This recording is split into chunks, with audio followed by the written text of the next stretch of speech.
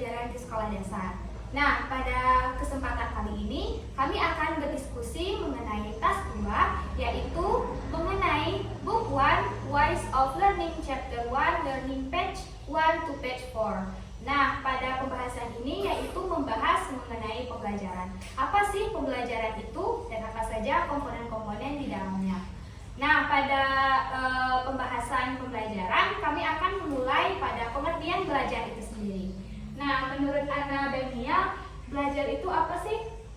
Kalau dari aku, belajar itu adalah proses perubahan tingkah laku dan perubahan pemahaman siswa itu sendiri.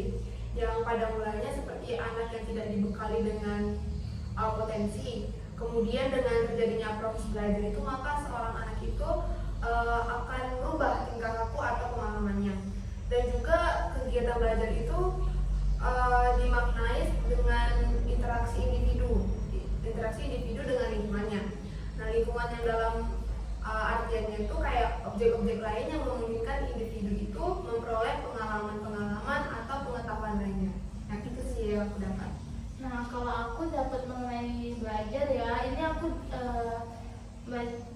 menurut beberapa ahli dulu, menurut Karwono dan Mularsi tahun 2017 menjelaskan mengenai belajar. Belajar itu ialah proses untuk berubah dan hasil belajar itu adalah bentuk perubahannya. Selanjutnya menurut Majid tahun 2014 mengenai belajar. Belajar itu adalah perubahan tingkah laku peserta didik baik dalam aspek pengetahuan, sikap ataupun keterampilan sebagai hasil dari respon pembelajaran yang dilakukan guru. Nah, kesimpulan yang dapat aku simpulkan dari beberapa ahli ini dan ya hampir sama seperti Ana. Jadi belajar itu ialah suatu usaha untuk memperoleh pengetahuan, keterampilan, di mana itu ditandai dengan adanya perubahan dari yang awalnya tidak tahu menjadi tahu. Nah, itu sih kayak pengertian umum dari belajar yang aku dapatkan. Kalau Aici? Kalau aku dapatnya menurut para ahli dulu. Iya. Nah, setelah pendapat-pendapat tersebut, lalu aku simpulkan dengan pendapat aku sendiri. Nah, jadi aku dapat 3 nih mengenai pendapat-pendapat para ahli mengenai belajar. Yang pertama yaitu menurut Serum tahun 2012. Belajar yaitu sebagai perubahan terus-menerus dalam perilaku atau kemampuan untuk berperilaku dengan cara tertentu sebagai hasil pelatihan atau pengalaman lainnya. Nah, menurut Serum ini, belajar itu menekankan pada perubahan perilaku. Nah, perubahan perilaku tersebut akan menimbulkan pelatihan dan juga pengalaman bagi seorang individu tersebut yang telah belajar. Nah,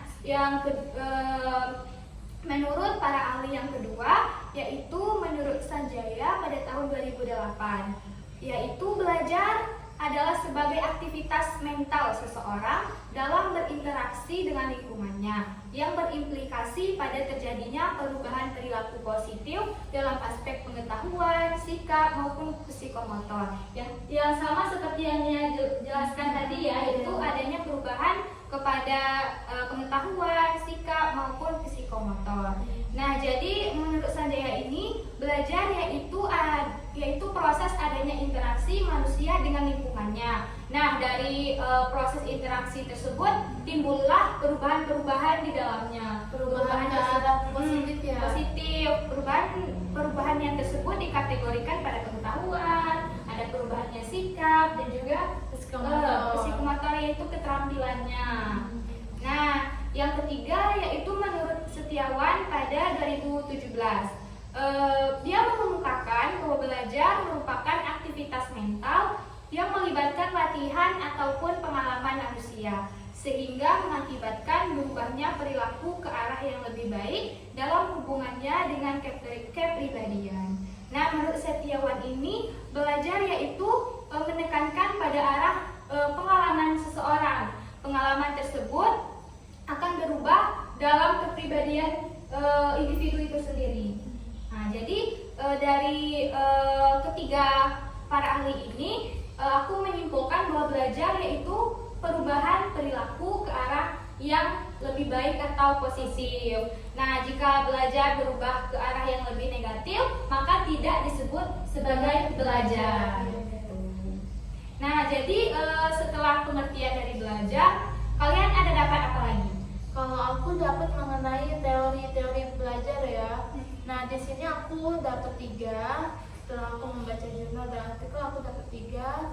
Yang pertama yaitu behavioristik, yang kedua kognitivisme, yang ketiga humanistik. Dimana dari ketiga teori ini ada penjelasan lebih lanjut. Yang pertama behavioristik. Nah, teori-teori belajar yang termasuk di dalam teori behavioristik ini ada beberapa, yaitu koneksionisme atau Thorndike. Lalu classical conditioning, lalu operant conditioning. Selanjutnya ada Hull dan Guthrie. Yang kedua yaitu kognitivisme, di mana teori-teori belajar yang termasuk dalam teori kognitivisme ini ada beberapa. Yang pertama ada Gestalt, lalu ada Lewin, lalu teori perkembangan Piaget, dan teori kognitif Branner. Selanjutnya ada juga teori belajar bermakna dan teori belajar Gardner. Dan yang terakhir yaitu humanistik, di mana teori-teori belajar yang termasuk di dalam teori humanistik ini ialah teori Cole, teori Honey, dan lain sebagainya. Nah, di dalam teori-teori belajar ini aku dapat 3. Kalian dapat ada yang lain kah berbeda dari yang aku dapatkan? Aku ada tambahan sedikit ya dari teori yang telah Nia dapatkan, yaitu Nia dapat 3 kan, yaitu ada behavior, kognitif, sama humanistik. Nah, jadi aku menambahkan yaitu ada 2 lagi nih, yaitu ada teori konstruktivisme dan teori sibernetik. Nah, menurut teori konstruktivisme ini, ia memahami belajar sebagai proses pembentukan atau konstruksi pengetahuan oleh peserta didik itu sendiri. Nah, dengan kata lain, karena pembentukan pengetahuan adalah dari peserta didik itu sendiri, peserta didik harus aktif selama kegiatan pembelajaran, aktif berpikir, menyusun konsep, dan memberi makna tentang hal-hal yang dipelajari. Nah, berarti di sini peserta didik lebih bereksplorasi mencari pengetahuannya sendiri. Nah, itu pengertian belajar menurut teori konstruktivisme. Nah, selanjutnya yaitu ada teori sibernetik. Teori sibernetik yaitu teori belajar yang menganggap bahwa komputasi tidak hanya dapat digunakan mengolah data, membuat basis data, presentasi, dan alat komunikasi, tetapi dapat juga digunakan sebagai suatu alat untuk memancing dan meningkatkan kemampuan pemecahan masalah pada peserta didik. Nah, mungkin menurut teori sibernetik ini belajar lebih kepada teknologi ya, karena di sini dikemukakan bahwa belajar itu ada tentang mengolah data, membuat basis data, presentasi yang sering kita lakukan ya, dan juga komunikasi gitu. Berarti kalau dari nah karena ada yang lain, Kalau aku mungkin dapat 2 teori menurut dari tokoh psikologi belajar ya. Di sini aku dapat 2 teori. Yang pertama teori belajar psikologi sosial. Lalu yang kedua ada teori belajar Gardner. Nah, teori belajar psikologi sosial ini menurut teori ini sendiri, proses belajar bukanlah proses yang terjadi dalam keadaan sendiri. Artinya ya bersosial, tidak bersendiri, karena ya kita nggak mungkin belajar ya sendiri. Kita pasti butuh pendapat orang lain. Dan juga harus melalui interaksi seperti yang kayak kita lakukan sekarang. Kita perlu interaksi dengan orang lain sehingga pemikiran kita itu terbuka gitu. Lalu yang kedua ada teori belajar Gardner, yaitu teori belajar yang merupakan perpaduan antara behaviorisme dan kognitivisme. Belajar merupakan sesuatu yang terjadi secara alamiah, akan tetapi hanya terjadi pada kondisi tertentu. seperti kondisi internal yang merupakan kayak kesiapan peserta didik dan sesuatu yang telah dia pelajari. Lalu kemudian kondisi eksternal yang merupakan situasi belajar yang secara mungkin sengaja diatur oleh pendidik dengan tujuan untuk memperlancar proses pembelajaran itu sendiri. Dari aku sih dapatnya itu. Berarti dari teori belajar ini kita udah dapat beberapa ya, mulai dari behaviorisme, kognitif, humanistik, terus ada konstruktivisme, sibernetik, terus ada Teori belajar psikologi sosial, baru teori belajar Gardner. sama ya, mereka juga lebih menekankan pada perubahan perilaku Ya. juga gitu. Nah guys, jadi di sini aku juga dapat tentang ada 4 syarat nih ketika sebuah peristiwa itu dimasukkan kepada kategori belajar. Apa itu? Yaitu di sini ada 3. Yang pertama, belajar itu dapat dikatakan belajar jika terdapat adanya perubahan perilaku. Nah, yang kedua, perubahan ke arah yang lebih baik, positif. Terus yang ketiga, disengaja. Nah, adapun definisi singkat dari ketiga syarat tersebut, yaitu yang pertama, terdapat perubahan perilaku. Nah, perubahan perilaku ini dibagi menjadi 3, yaitu ada perubahan pengetahuan, keterampilan, dan juga sikap. Nah, perubahan pengetahuan biasa disebut dengan perubahan kognitif. Perubahan keterampilan biasa disebut dengan perubahan psikomotorik. Perubahan sikap biasa disebut dengan perubahan afektif. Nah, adapun contoh dari perubahan perilaku ini, yaitu misalnya dalam konteks pendidikan nih, perubahan perilaku tidak hanya bersifat kasat mata. Artinya tidak belajar perubahan perilakunya tidak bisa kita lihat secara langsung, tetapi secara tidak langsung juga dilihat. Iya, intinya terlihat Tidak terlihat. Misalnya yang dapat kita lihat, siswa awalnya belum bisa menulis, akhirnya bisa menulis. Itu termasuk kepada perubahan yang dapat kita lihat. Nah, kalau yang tidak terlihat atau kasat mata, seperti siswa yang awalnya suka datang terlambat menjadi selalu tepat waktu gitu. Nah, yang kedua yaitu perubahan ke arah yang lebih baik. Nah, seperti yang telah aku jelasin tadi dari pendapat para ahli tadi ya, mereka juga mengemukakan bahwa belajar itu tidak dapat dikatakan belajar jika perubahannya ke arah negatif. Nah, selanjutnya yang terakhir yaitu yang ketiga, disengaja. Disengaja artinya perubahan yang tidak disengaja tidak dapat disebut belajar. Disengaja artinya apa? Kita ada niat untuk belajar, kita ada niat untuk adanya perubahan gitu. Berarti kayak misalkan anak kurang di sini mau belajar ini, jadi kayak anak sengaja aku mau belajar supaya aku bisa. Ya, ada kayak prinsip disengaja di Ada, sana. berarti ada keinginan dari anak itu sendiri. Kalau aku mungkin menambahkan sedikit hampir sama. Dari sini mungkin juga dapat dipahami bahwa kayak suatu kegiatan belajar dikatakan baik apabila keaktifan jasmaninya ataupun mental seorang peserta didik itu semakin tinggi. Dan juga sebaliknya kayak meskipun seseorang dikatakan belajar, tapi jika keaktifan jasmania ataupun mentalnya rendah, berarti kegiatan belajar mereka itu tidak secara nyata kayak ya gimana, mereka nggak sadar gitu mereka belajar atau enggak gitu. Hampir sama seperti yang Eci bilang tadi, ada negatif juga, ada pun yang positif. Mungkin ya? Kalau aku mengenai belajar sudah cukup sih. Nah, kita ke pembelajaran aja ya. Untuk pengertian pembelajaran yang aku dapat, yang pertama menurut ahli-ahli ya, menurut Al-Tabani tahun 2014 yang menjelaskan mengenai pembelajaran. Pembelajaran itu ialah usaha dari seorang guru untuk mengajarkan siswa untuk mencapai tujuan pembelajaran yang diharapkannya. Lalu menurut Majid, tahun 2014 menjelaskan pembelajaran ialah upaya untuk mengajarkan seseorang atau siswa itu tadi dalam berbagai upaya dan berbagai strategi, lalu ada metode dan pendekatan.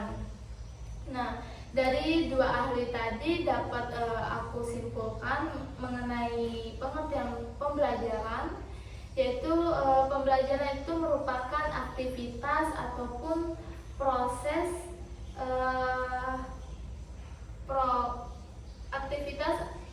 dan proses yang terdiri dari beberapa komponen, yaitu pendidik dan pengajar, kurikulum, peserta didik, metode, strategi, dan sumber belajar, fasilitas, dan administrasi. Nah, kalau kalian dapat mengenai pengertian pembelajaran itu bagaimana sih? Kalau aku sendiri, menurut Trianto 2009, beliau menjelaskan bahwa pembelajaran adalah aspek kegiatan yang kompleks dan tidak dapat dijelaskan secara sepenuhnya. Nah, dapat disederhanakan bahwa pembelajaran itu dapat diartikan sebagai produk interaksi berkelanjutan antara pengembangan dan pengalaman hidup. Nah, pada hakikatnya Trianto juga mengungkapkan bahwa pembelajaran merupakan usaha sadar dari seorang guru atau pendidik untuk membelajarkan peserta didiknya, seperti mengarahkan interaksi peserta didik dengan sumber belajar lainnya. Nah, dengan maksud agar tujuannya dapat tercapai. Dari situ terlihat jelas bahwa pembelajaran itu adalah interaksi dari dua arah, bukan berarti kayak satu arah aja gitu kan, antara pendidik dengan peserta didiknya. Nah, di antara dua arah itu terjadilah komunikasi yang mengakibatkan seorang peserta didik itu mendapatkan pengalaman baru dalam belajar atau hidupnya. Seperti itu sih dapat aku simpulkan. Nah, Mbak Eci bagaimana mengenai pembelajaran ini? Aku mengartikan pembelajaran yaitu sebagai proses terjadinya interaksi antara siswa dengan guru, sama seperti Nia dan juga yang telah Ana katakan tadi. Nah, tidak hanya siswa dengan guru, tetapi juga interaksi siswa dengan sumber belajar dan juga lingkungan belajarnya. Nah, dalam pembelajaran ini, guru bertugas memberikan bantuan kepada siswa sehingga siswa dapat memperoleh ilmu pengetahuan, mengetahui keterampilan dan kebiasaan baik, serta terbentuk sikap dan kepercayaan diri siswa. Nah, pembelajaran merupakan proses untuk membantu siswa agar belajar dengan baik. Pembelajaran juga menyiratkan adanya interaksi antara pendidik dengan peserta didik. Pembelajaran merupakan serangkaian kegiatan yang didesain dan disusun secara sistematis. Nah, menurut pengertian ini dapat aku simpulkan bahwa pembelajaran itu terjadi karena adanya interaksi antara guru, siswa, dan juga lingkungan belajarnya. Nah, menurut pendapat kalian, jika tidak adanya elemen-elemen ketiga itu, apakah dapat dikatakan pembelajaran? Menurut aku sih Enggak ya, karena kan ya dalam pembelajaran itu membutuhkan tiga hal tersebut. Tidak mungkin kan cuma hanya guru dan lingkungan. Dan juga sedikit menambahkan, dalam pembelajaran juga harus membutuhkan, menurut aku, dalam pembelajaran itu juga peserta didik itu harus memiliki kesiapan mental. Karena jika peserta didik tidak mempunyai kesiapan mental, dia akan cepat menyerah. Terkadang ada guru yang berbeda-beda. Guru padahal dia membimbing, tapi si peserta didiknya takut. Itu yang menjatuhkan mentalnya. Menurut aku begitu yang harus diperlukan sih. Nah, dari mengenai pembelajaran ini selanjutnya kalian dapat apa aja?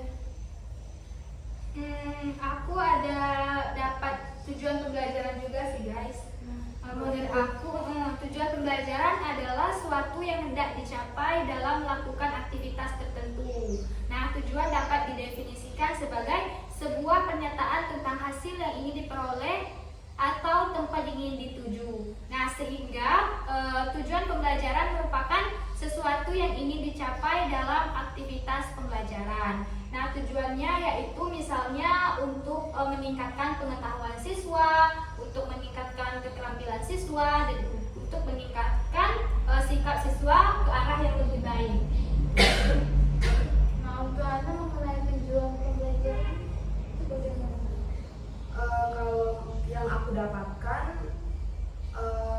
tujuan pembelajaran itu adalah faktor yang sangat penting dalam proses pembelajaran. Tanpa adanya tujuan yang nggak terarah gitu. Nah, dengan adanya tujuan juga, guru juga memiliki pedoman atau sasaran yang akan dicapai dalam kegiatan mengajar. Nah, di sini juga aku dapat dari sisi ruang lingkupnya, tujuan pembelajaran dibagi menjadi dua bagian. Yang pertama, tujuan yang dirumuskan secara spesifik oleh guru yang bertolak dari materi pelajaran yang akan disampaikan. Maksudnya berarti guru melihat dari seperti kita RPS mungkin, guru melihat itu pembelajaran yang akan disampaikan pada setiap pertemuannya apa, jadi terarah gitu. Lalu tujuan yang kedua itu tujuan pembelajaran umum, yaitu tujuan pembelajaran yang sudah tercantum dalam garis-garis besar pedoman pengajaran yang dituangkan dalam rencana pengajaran yang disiapkan oleh guru. Nah, tujuan khusus yang dirumuskan oleh seorang guru harus juga memiliki beberapa syarat. Yang pertama di sini secara spesifik menyatakan perilaku yang akan dicapai. Lalu yang kedua, membatasi dalam keadaan mana sih pengetahuan perilaku diharapkan dapat terjadi, seperti kondisi perubahan perilaku siswa itu sendiri dari yang malas menjadi yang rajin. Lalu syarat yang ketiga yaitu secara spesifik menyatakan kriteria perubahan perilaku dalam arti menggambarkan standar minimal perilaku yang dapat diterima sebagai hasil yang akan dicapai.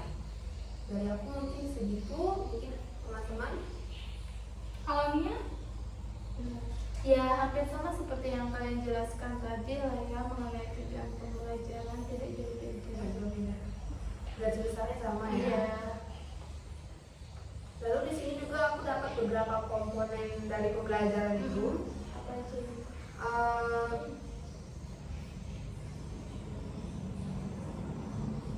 Sebagai suatu sistem, mungkin pembelajaran itu mengandung beberapa komponen.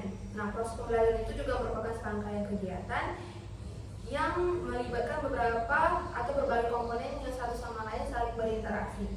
Nah, di sini aku dapat beberapa. Yang pertama itu komponennya ada guru dan siswa. Nah, di sini guru adalah pelaku utama yang merencanakan, mengarahkan, dan melaksanakan pembelajaran yang terdapat dalam upaya memberikan sejumlah ilmu pengetahuan kepada peserta didik di sekolahnya. Seorang guru juga haruslah memiliki kemampuan dalam mengajar, membimbing, dan membina peserta didiknya dalam kegiatan pembelajaran. Nah, guru juga haruslah meningkatkan kemampuan profesinya agar dapat melaksanakan tugas dengan baik.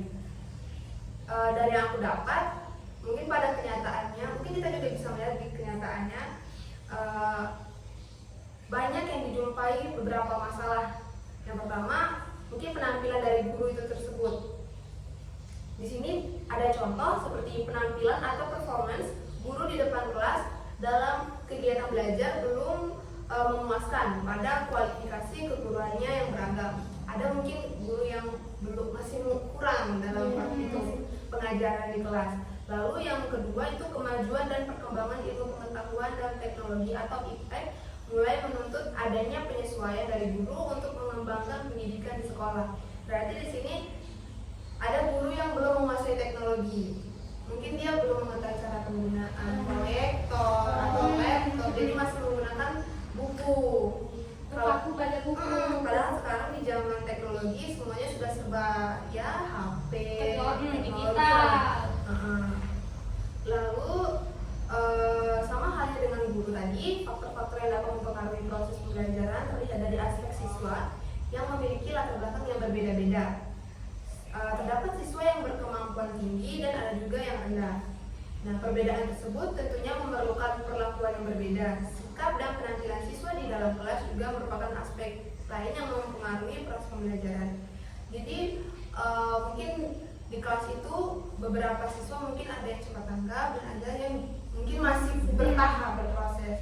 Makanya seorang guru dituntut harus mengayomi, Bisa memahami karakteristik. jangan karena hanya beberapa siswa yang pandai yang masih bertahap itu dibiarkan dilupakan. Jadi kita juga sebagai mungkin sarannya kita kan sebagai calon ya, Calon pendidik. kita juga harus melihat kondisi peserta didik kita itu. Dari aku mungkin segitu, tambahan dari teman-teman.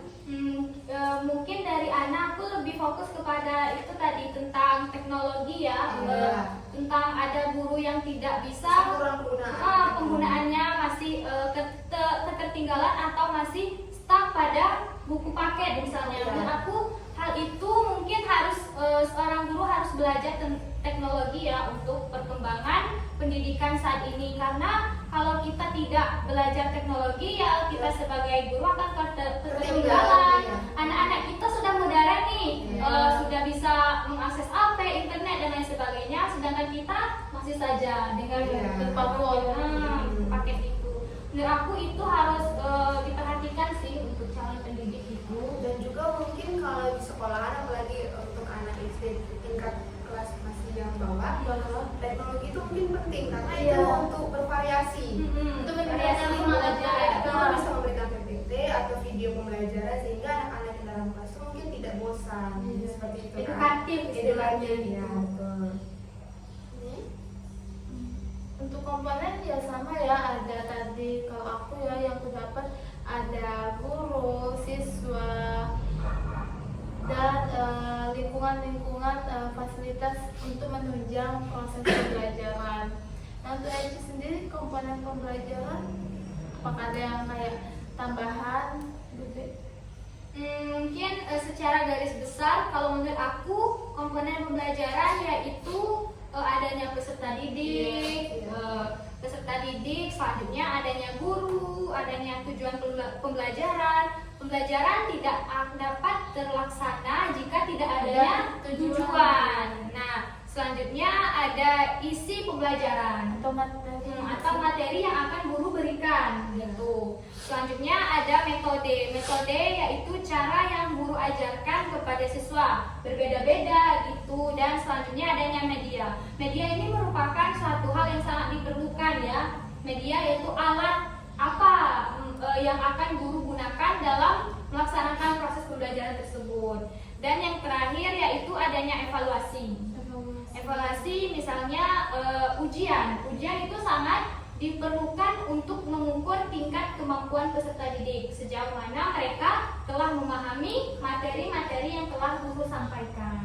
Jadi dapat aku simpulkan komponen pembelajaran yaitu adanya peserta didik, guru, tujuan, isi pelajaran, metode, media, dan evaluasi.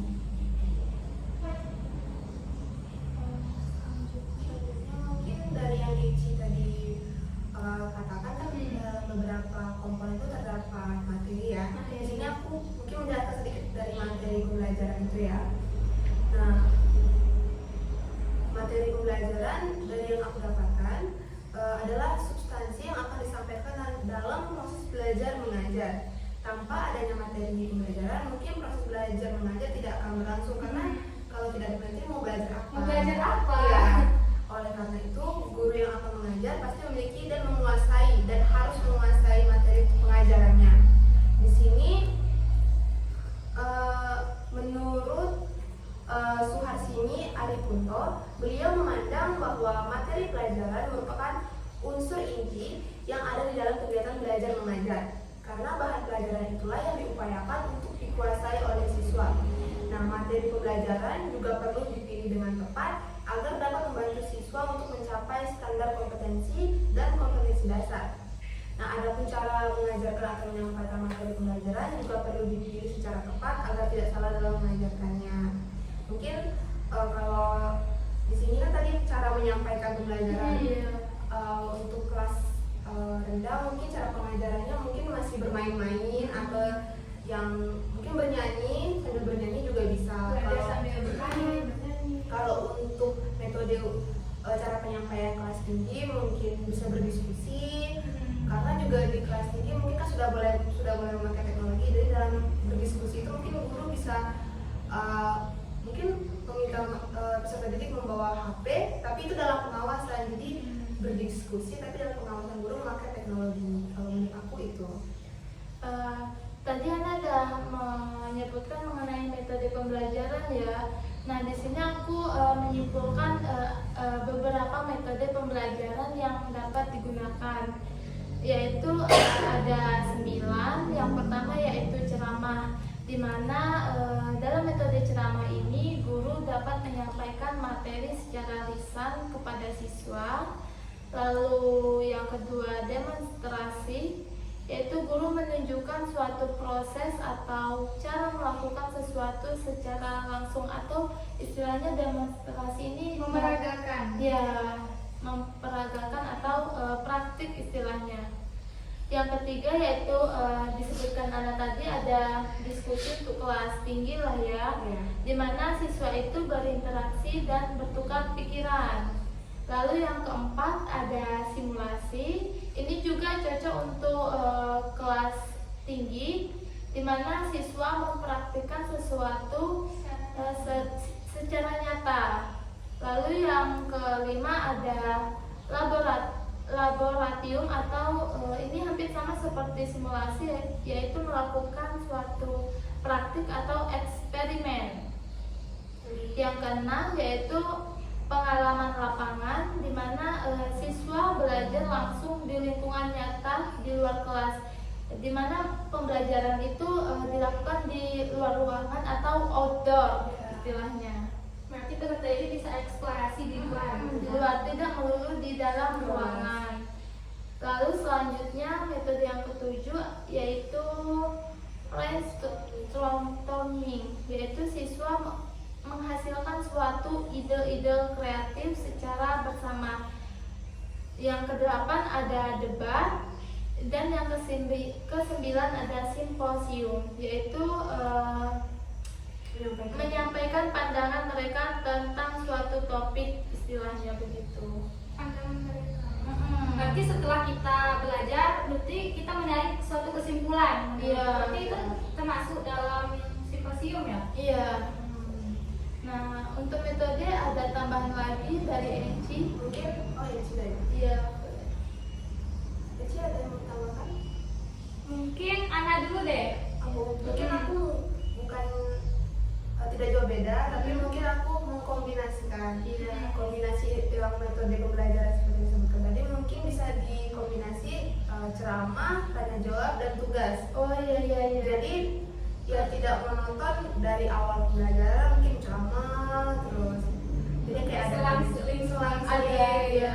Misalkan awal pembelajaran guru melakukan proses metode ceramah, lalu tanya jawab, lalu tugas. Iya. Lalu kombinasi metode yang kedua itu ada ceramah, diskusi kelompok, lalu pembagian tugas. Lalu metode yang ketiga ceramah, demonstrasi, dan eksperimen seperti tadi yang sudah dijelaskan. Lalu metode yang keempat ceramah, sosiodrama, dan diskusi dalam kelompok. Lalu metode yang kelima ada ceramah, problem solving, dan tugas. Seperti mungkin mereka memecahkan masalah. Oh iya. Lalu yang keenam ceramah, demonstrasi, dan latihan. Dari itu sih apa yang dapat untuk mencoba kombinasi ya dalam pembelajaran. Mungkin Eci kayaknya sama lah, ada kayak Nia, nggak ada perbedaannya.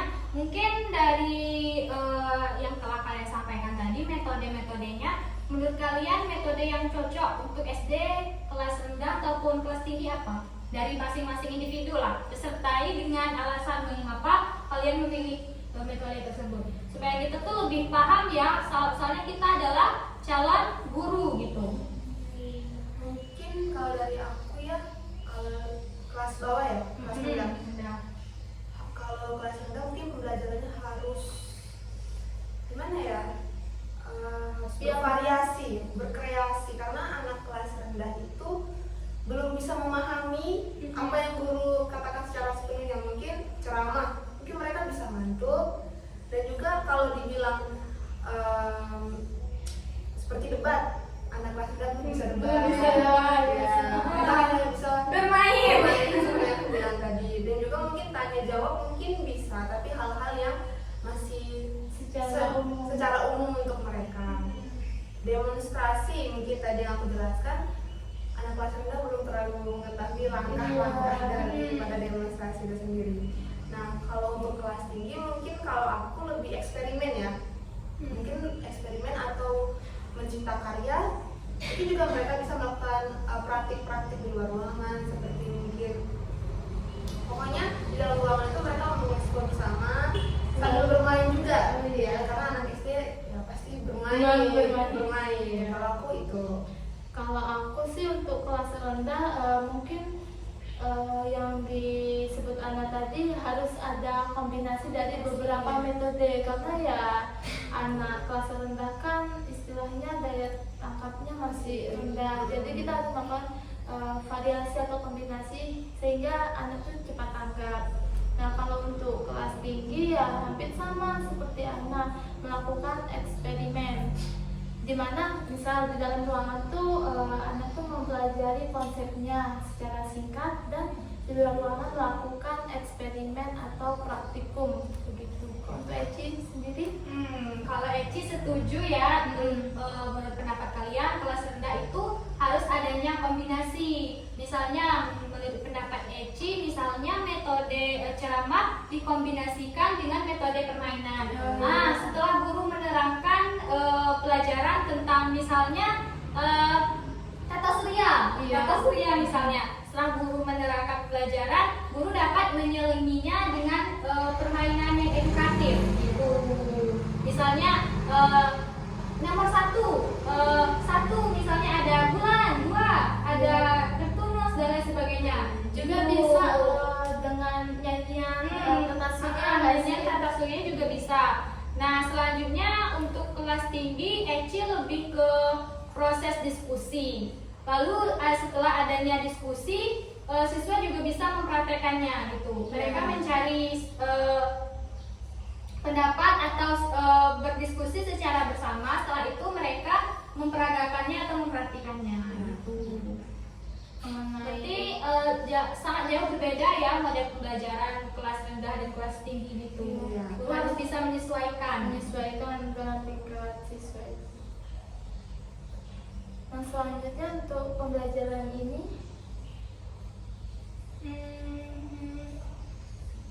mengenai model pembelajaran nggak sih dulu kita? Kalian dapat mengenai model pembelajaran itu bagaimana? Apa aja yang didapatkan? Eci dapat model pembelajaran ada beberapa ya. Yang pertama yaitu model pembelajaran inquiry, yaitu model yang mendorong siswa untuk aktif terlibat dalam proses pembelajaran melalui pengajuan pertanyaan, penyelidikan, dan eksplorasi alasan penerapan. Nah, selanjutnya yang kedua yaitu PBL atau yang sering para guru lakukan nih, yaitu problem based learning, yaitu pembelajaran berbasis masalah. Guru melakukan pertanyaan pemantik biasanya ya untuk siswa bisa mengeksplor apa sih maksud dari pertanyaan tersebut. Nah, lalu guru bisa memberikan materi agar siswa lebih bisa memikirkan lebih jauh mengenai materi tersebut. Nah, selanjutnya yaitu discovery learning atau model penemuan, yaitu siswa didorong sendiri oleh guru untuk melakukan atau mencari pengetahuan sendiri. Guru hanya mengarahkan saja. Gitu. Selanjutnya project based learning, yaitu pembelajaran berbasis project. Nah, PBL ini lebih menekankan pada adanya suatu hasil atau karya yang dibuat oleh siswa gitu. Guru biasanya setelah melakukan praktik adanya hasil dari praktik tersebut dan hasil kayak seperti laporan PBL. Nah, terakhir yaitu ada GL atau group investigation, yaitu pendekatan di mana siswa bekerja dalam kelompok kecil. Itu misalnya adanya pembagian kelompok gitu dalam kelas. Jadi Eci dapatnya gitu guys. Kalau kalian ada tambahan? Mungkin kalau aku tambahan mengenai model pembelajaran ini menurut ahli lah ya. Menurut Marcel Well di dalam Dedi Supriyawan dan Benyamin tahun 1990 mengenai model pembelajaran itu ada 4. Yang pertama yaitu model interaksi sosial, yang kedua pengolahan informasi, yang ketiga model personal humanistik, dan yang keempat yaitu model modifikasi tingkah laku. Ini sepertinya model pembelajaran yang diimplementasikan pada zaman sebelum kita zaman dahulu, sebelum adanya revisi-revisi. Nah, di sini aku jelaskan dikit mengenai 4 model ini. Di mana tadi yang pertama model interaksi sosial ini berfokus pada interaksi sosial dan kerjasama antar siswa. Contohnya yaitu pembelajaran kooperatif. Lalu yang kedua, model pengolahan informasi, yaitu berpusat pada cara siswa memproses informasi. Nah, kalau model pembelajaran yang kita kenal sekarang yaitu berbasis masalah atau PBL. Yang ketiga yaitu model personal humanistik, di mana model ini menekankan perkembangan pribadi dan emosional siswa. Dimana kalau sekarang yang kita kenal yaitu pembelajaran berbasis proyek atau PJBL. Dan yang terakhir yaitu model modifikasi tingkah laku, yaitu menggunakan prinsip penguatan untuk mengubah perilaku siswa. Ini hampir sama terhadap teori behavioris atau Thorndike, yaitu pembelajaran berbasis reward atau hukuman dan hukuman. Iya. Nah, itulah yang aku dapat mengenai model pembelajaran. Nah, untuk Ana sendiri, Mungkin aku hanya satu menambahkan model pembelajaran itu dari salah satu tokoh yang berkontribusi dalam pengembangan model ini, yaitu menurut Charles Graham. Menurut beliau banyak meneliti dan mengembangkan tentang konsep blended learning dalam pendidikan. Nah, dalam model pembelajaran blended learning ini seperti menggabungkan pembelajaran tatap muka dengan pembelajaran daring untuk memberikan fleksibilitas dan meningkatkan aksesibilitas. Nah, seperti mungkin guru bisa seperti melakukan Zoom atau Google Meeting untuk anak-anak siswanya. Mungkin ada seperti kendala dalam pendidikan, seperti mungkin guru lagi ada tugas di luar kota dan tidak mungkin sampai pada hari pembelajaran. Jadi beliau mungkin bisa menjadwalkan Alternatif lain. ya, menjadwalkan Zoom untuk alternatif pendidikan yang lainnya. Juga untuk model tersebut juga bisa memanfaatkan teknologi ya, Nah, Iya, betul. sesuai dengan perkembangan saat ini. Selanjutnya nih ya, kita masuk ke pendekatan pembelajaran. Nah, Eci dulu boleh deh. Oke. Nah, pendekatan pembelajaran juga sudah kita bahas ya di diskusi sebelumnya, yaitu tentang cara pandang guru terhadap pembelajaran. Iya. Nah, pendekatan pembelajaran ini umumnya dibedakan menjadi dua, yaitu pendekatan yang berpusat pada guru atau teacher centered. Dalam pendekatan ini, guru berperan sebagai sumber utama informasi pengendali proses belajar. Siswa dianggap pasif atau hanya menerima materi. Nah, selanjutnya pendekatan yang berpusat pada siswa atau student centered. Pendekatan ini mendorong siswa untuk terlibat aktif dalam belajar. Jadi guru hanya mengarahkan atau fasilitator. Nah, jadi pendekatan pembelajaran ini menurut aku dikategorikan dua secara umum, yaitu yang berpusat pada guru bersifat aktif atau guru sebagai pusat utama, sedangkan siswa pasif atau hanya menerima materi. Yang kedua, pendekatan yang berpusat pada siswa, yaitu siswa aktif, guru hanya sebagai fasilitator. Nah, gitu. Kalau kalian ada tambahan dari pendekatan pembelajaran ini? Mungkin definisi yang Ici sebutkan tadi mungkin hampir sama dengan pembelajaran kita, diskusi kita yang kemarin. Iya. Ya, di mana ada mungkin guru seperti behaviorisme. Behaviorisme mungkin guru sebagai pokok utama dalam pembelajaran, seperti pemberian penguatan, pembelajaran itu sendiri, dan siswa sebagai apa ya dibilang, Hanya hanya menerima, pasif pasif istilahnya. ya. Sedangkan kemarin kita juga mempelajari tentang konstruktivisme, di mana guru itu hanya memberi materi, sedangkan siswanya yang lebih aktif. Ya, jadi mungkin aku cukup mendapatkan itu ya, karena hampir sama dengan diskusi kelas pertama kita yang kemarin. Gitu. Kalau untuk aku sendiri ya sama aja sih. Pembagian mengenai pendekatan pembelajaran itu ada dua yang sudah disebutkan Eci maupun Ana.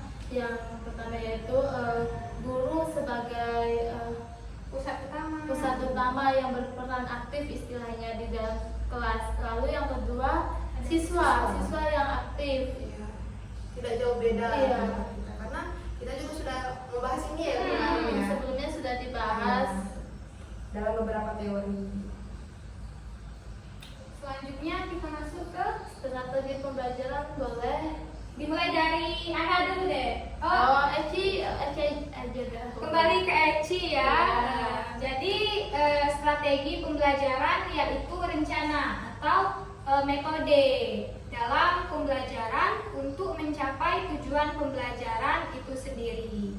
Nah, secara umum strategi pembelajaran meliputi ada beberapa, yaitu adanya perencanaan, metode dan teknik, pengetahuan dan sumber daya. Di mana pada perencanaan ini guru menentukan langkah-langkah yang akan diambil dalam proses pembelajaran. Nah, biasanya dituangkan kalau di kurikulum 2013 disebut dengan RPP ya. Sedangkan pada kurikulum Merdeka disebut dengan modul ajar gitu. Selanjutnya ada metode dan teknik, yaitu di mana guru memilih metode yang paling sesuai untuk menyampaikan materi, seperti ceramah, diskusi, atau eksperimen. Nah, metode dan teknik ini juga melihat kondisi pada kelas rendah maupun kelas tinggi, karena karakteristik mereka berbeda-beda. Tentu metode dan teknik juga akan berbeda dalam proses penyampaian materi tersebut. Nah, yang terakhir yaitu penggunaan sumber daya. Maksud penggunaan sumber daya yaitu memanfaatkan berbagai media dan sumber daya yang mendukung proses belajar, seperti memanfaatkan teknologi PowerPoint presentation atau PPT, memanfaatkan adanya video pembelajaran, game edukatif, dan lain sebagainya. Kalau menurut Eci sendiri itu Ada 3 ya, yaitu perencanaan, habis itu yang kedua metode dan teknik, dan yang ketiga penggunaan sumber daya.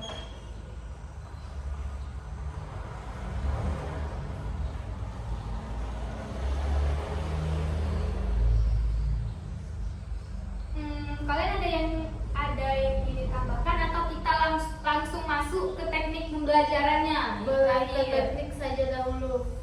Nah, kalau untuk teknik di sini aku dapat 2, yaitu yang pertama mengenai teknik umum dan teknik khusus. Nah, untuk teknik umumnya ini ada beberapa cara yang digunakan dalam semua bidang pembelajaran.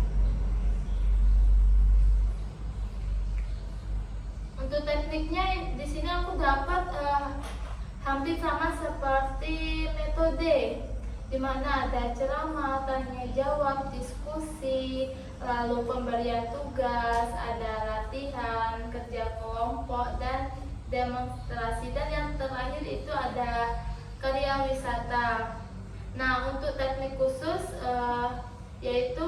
teknik khusus ini yaitu cara mengajarkan atau menyajikan suatu materi atau bahan-bahan pembelajaran. Contohnya teknik pengajaran keterampilan berbahasa terdiri atas teknik pembelajaran membaca, seperti itu.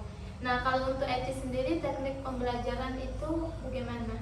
Mungkin menurut Eci ya, menurut pendapat Eci pribadi, tekniknya itu kayak gimana karakter guru mengajar gitu. Nah, kayak ada guru yang mengajar kayak killer gitu, ada yang lemah lembut, ada yang asik, suka bermain gitu. Berarti cara teknik atau cara pengajaran guru pun berbeda-beda. Tentu siswa bisa menilai atau menilai, misal aku suka loh belajar dengan bapak ini atau ibu ini karena cara dia mengajar tuh baik atau Iya, menyenangkan gitu. Kalau menurut Eci, menurut pendapat pribadi sih kayak gitu. Kalau secara umum ya teknik itu cara-cara atau langkah-langkah sama gitu. Ya, menurut aku juga nggak jauh beda ya, karena teknik pembelajarannya itu tergantung gurunya sih. Gurunya mau memberikan teknik seperti apa. Mungkin guru juga bisa dalam pembelajarannya bisa memberikan inovasi, tidak hanya menonton memberikan materi gitu teknik pembelajarannya. Mungkin kita udah ya membahas tentang ada model tadi, Iya, ada metode, pendekatan, teknik, strategi. Nah, selanjutnya mungkin kita masuk ke kayaknya ada ciri-ciri yang belum kita bahas nggak sih mengenai pembelajaran. Nah, kalian ada dapat mengenai ciri-ciri pembelajaran nggak? mungkin secara garis besar ciri-ciri pembelajaran dikategorikan menjadi 4. Yang pertama, belajar ditandai adanya perubahan perilaku. Ya, namanya juga belajar secara umum. Dari Iya. bisa menjadi bisa. Yang kedua, perubahan perilaku relatif permanen, artinya tidak berubah, menetap gitu. Nah, misalnya kita dapat ilmu pengetahuan dari proses pembelajaran, berarti ilmu itu akan menetap jika kita telah memahaminya dengan baik gitu. Selanjutnya, perubahan tingkah laku tidak harus segera diamati pada saat proses belajar sedang berlangsung. Berarti perubahan perilakunya tidak otomatis. Perubahan perilakunya juga bertahap pada proses. Yang terakhir yaitu perubahan tingkah laku merupakan hasil latihan atau pengalaman. Merupakan konsep dasar dari belajar itu sendiri.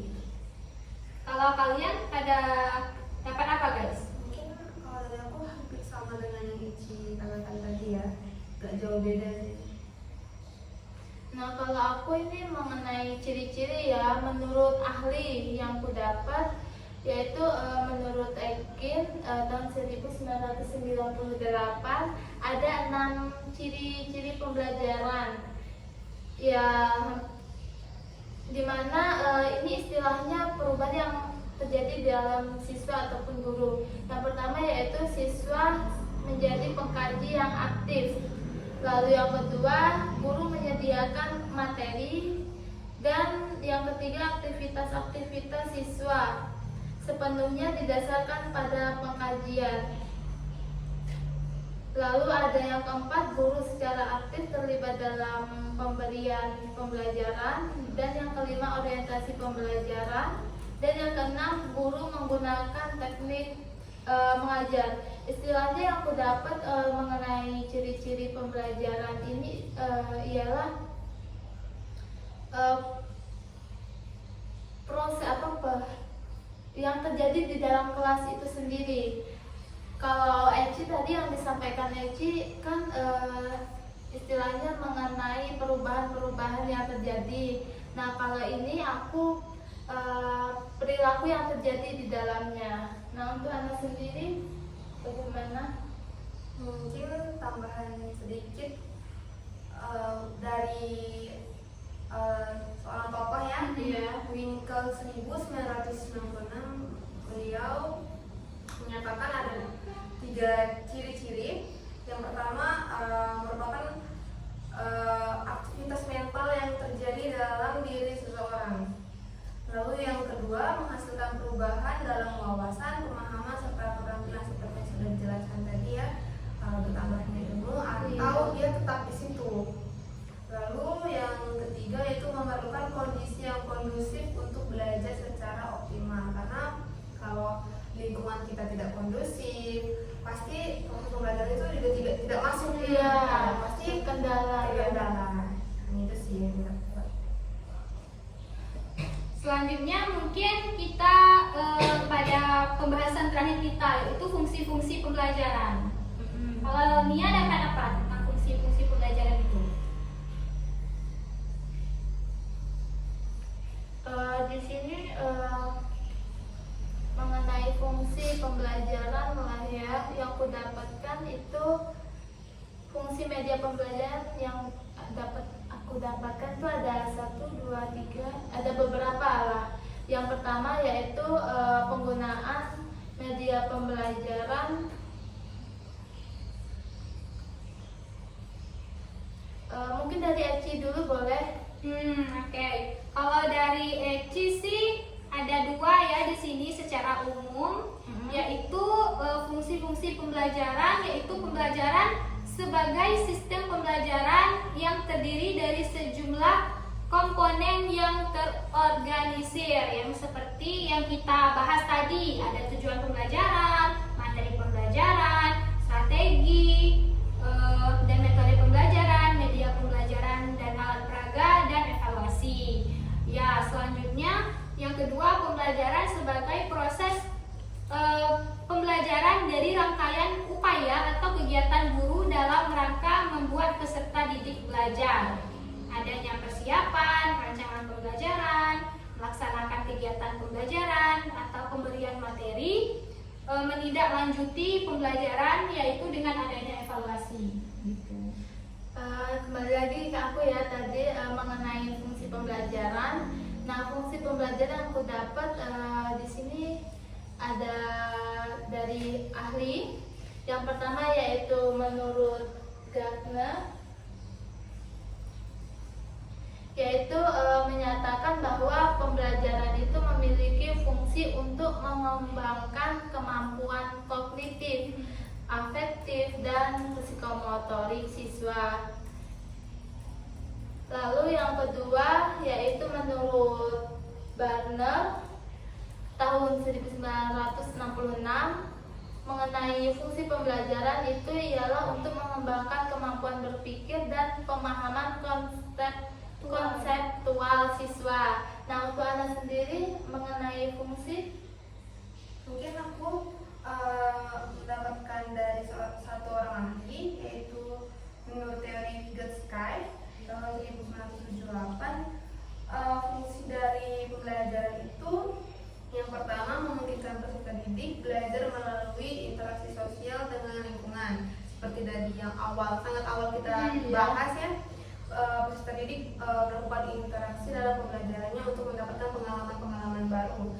Lalu yang kedua, mengoptimalkan zona perkembangan proksimal atau ZPD dengan bimbingan dari guru atau teman sebaya. Mungkin dari guru dalam pembelajaran atau materi yang diberikan, dan dengan teman sebaya mungkin berdiskusi untuk mendapatkan ilmu yang baru gitu. Lalu yang terakhir, yang ketiga, yaitu menekankan pentingnya komunikasi dan bahasa dalam pembelajaran. Nah, masuknya mungkin komunikasi dan bahasa dalam pembelajaran, mungkin kesopanannya mungkin dalam pembelajaran juga kita ada etika dalam berbahasa, berkomunikasi agar tidak terjadi permasalahan. Dari aku, menurut Vygotsky seperti itu. Nah, untuk Ci bagaimana, ada tambahan lain? Mungkin secara umum fungsi pembelajaran itu dapat kita simpulkan sebagai untuk memperoleh pengetahuan kognitif tadi, untuk memperoleh keterampilan supaya lebih baik lagi atau psikomotorik, dan juga untuk memperbaiki sikap atau afektif siswa gitu. Nah, dari sanalah individu dapat berkembang, beradaptasi, dan menghadapi tantangan dalam kehidupan dalam proses pembelajaran gitu. Kalau Eci itu sih kesimpulannya. Mengenai fungsi ini ada tambahan lain? Mungkin cukup. Nah, apakah ada materi lagi yang belum kita bahas mengenai pembelajaran ini? Kayaknya Mungkin sedikit menambahkan dari pembelajaran, mungkin ada materi kalau yang aku dapat itu prinsip-prinsip dalam pembelajaran itu sendiri. Oh iya. Nah, yang pertama terdapat motivasi belajar. Seorang peserta didik jika tidak memiliki motivasi untuk belajar, ya pasti bagaimana ya pelajaran itu akan dia tanggap. Mungkin motivasi bisa dari guru atau dari orang tuanya sendiri. Mungkin orang tuanya akan mengiming-iming jika kamu dapat juara pertama, kan saya berikan hadiah. Ini motivasi. mereka akan semangat Untuk belajar ya. Lalu motivasi yang kedua yaitu fokus. Seperti kayak ucapannya harus ringkas, langsung pada inti pembicaraan.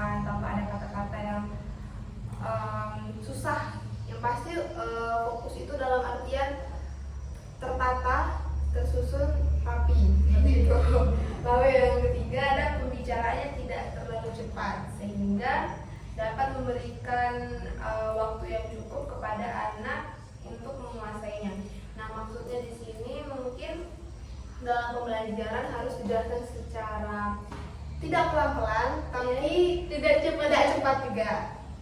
Maksudnya kayak Intinya anak-anak bisa paham. iya, sampai anak itu paham. Jika tidak paham ditanya apakah paham, maka kalau misalnya tidak paham diulang, kalau paham ya lanjut seperti itu. Mungkin guru juga harus melatih apa sih kalau itu pembicaraannya. Intonasi Iya, juga penting nggak ada sih? guru yang cepat, ada yang mungkin terlalu lama mungkin gitu. Mungkin tambahan dari teman-teman dalam prinsip. Mungkin tambahan sedikit ya. Misalnya kalau yang Nia bilang tadi tentang pemahaman yang terakhir kan, guru bisa menerapkan menerapkan atau evaluasi dalam pembelajaran. Misalnya ada yang kurang memahami tentang materi hari ini, ada yang ingin ditanyakan gitu. Supaya bertanya lagi, bertanya kembali agar pembelajaran yang ingin diketahui siswa itu bisa mereka dapati gitu. Nah, mereka bisa lebih paham lagi dari pembelajaran yang mereka ingin tahu. Itu sih tambahan dari Eci. Kalau Nia? Mungkin cukup ya untuk prinsip pembelajaran sama aja yang aku dapatkan seperti Ana maupun Eci. Ada lagi materi yang belum kita bahas? Kayaknya cukup ya. ya. Soalnya kita udah cukup luas nih pembahasannya, bukan hanya pembelajaran inti saja. Mengenai pengertian, ciri-ciri, prinsip, model, metode, strategi ya. Berarti kita sudah jauh nih, pemahaman kita udah lebih jauh dari pengertian, hanya pengertian pembelajaran saja ya.